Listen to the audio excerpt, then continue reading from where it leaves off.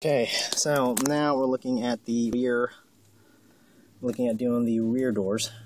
And what we've done was essentially just pry these pieces off. There are no screws involved.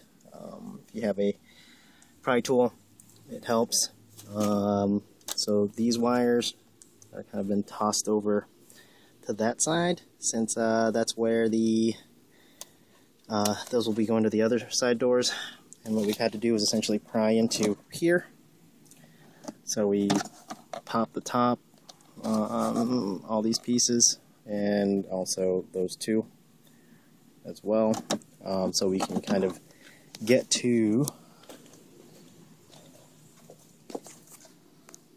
that piece, so we can route the wires in, which does not look like it's going to be too much fun, but we'll have to figure that one out.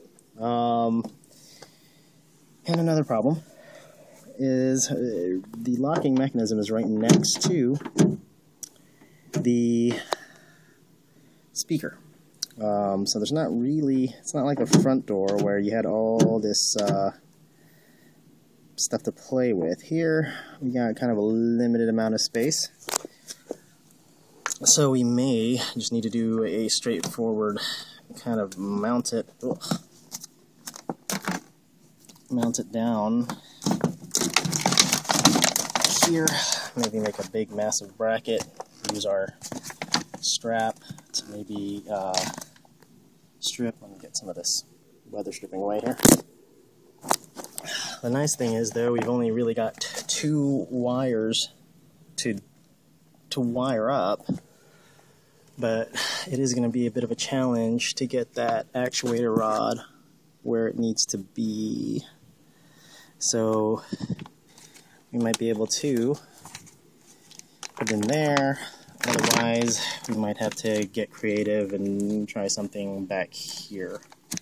And if we do that, we might have some issues with putting the panel back. So this one's going to be a bit of a challenge. That's going to need to be thought through. So another option as well is not necessarily attaching it to this rod, but attaching it to this rod that's mounted going horizontally.